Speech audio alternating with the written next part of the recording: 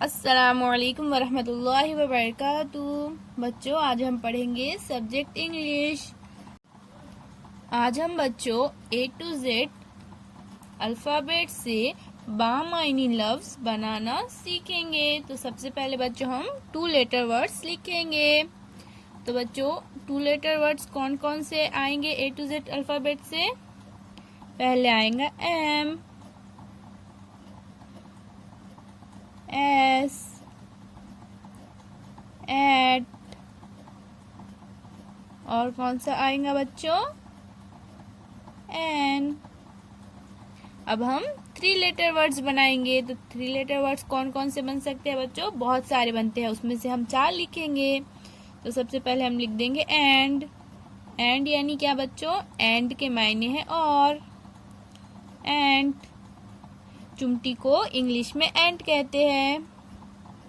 अब हम तीसरा बामायनी लफ्ज लिखेंगे बट। बट यानी लेकिन। और चौथा लिखेंगे बच्चों हम 6।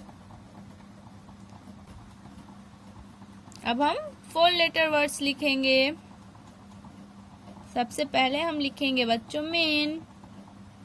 मेन यानी क्या बच्चों? मेन यानी अहम। फिर लिखेंगे मून।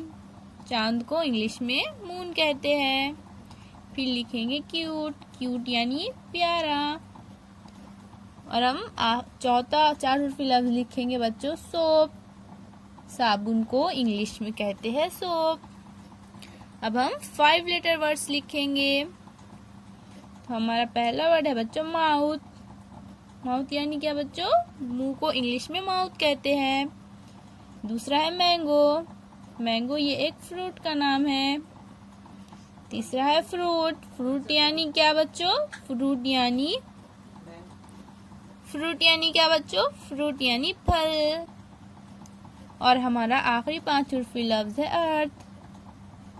अर्थ यानी क्या बच्चों? अर्थ यानी जहाँ पर हम रहते हैं, यानी जमीन। जमीन को इंग्लिश में कहते हैं अर्थ।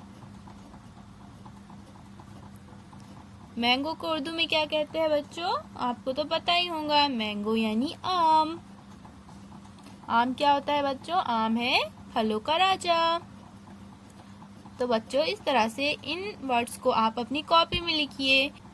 इन वर्ड्स के बजाय बच्चों आप दूसरे 2 हर्फी, 3 हर्फी, 4 हर्फी, 5 हर्फी वर्ड्स अपनी कॉपी में लिखिए। अल्लाह हाफिज।